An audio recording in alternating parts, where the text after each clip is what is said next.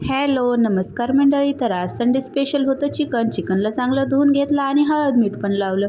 तर इकडे सोलत होते लसण सोलता सोलता तर माझे नखच दुखून आले. आणि बघा ना, हा गॅस पण पेटायचं नावच घेत नव्हता. शेवटी पेटला गॅस. तर मग फोडणी देत होते. तेलामध्ये लसण सोडला आणि चिकन पण सोडून दिलं. तर तुम्हाला महत्त्वाचं एक सांगते मी, चिकन कसं जास्त शिजलं की एकदम गाळ होते ना, थोडं जरी शिजलं तरी गाळ होते, म्हणून यामध्ये लिंबू टाकायचं. लिंबू टाकलं की ते पीसं टाईट राहतात.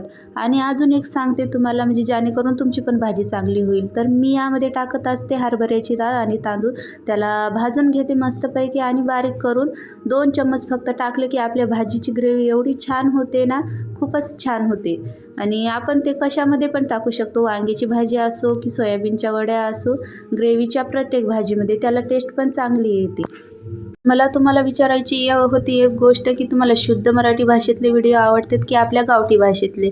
खरं म्हणलं तर मी गावठी भाषेतच आमच्या घरी बोलत असते आणि मला गावठी भाषाच बोलायला आवडते. पण कसं आहे, काही लोक कसे हसतात ना भाषेवर, त्याच्यामुळं मी काही आपल्या भाषेत व्हिडिओ बनवत नाही. तर मला कमेंट करून सांगा, मी गावठी भाषेत व्हिडिओ बनवले तर तुम्हाला आवडतील का? तर बघा, माझी भाजी पण इकडं रेडी झालेली आहे. तर लाईक करा, शेअर करा आणि कमेंट करा आणि कमेंट करून नक्की सांगा. Bye bye.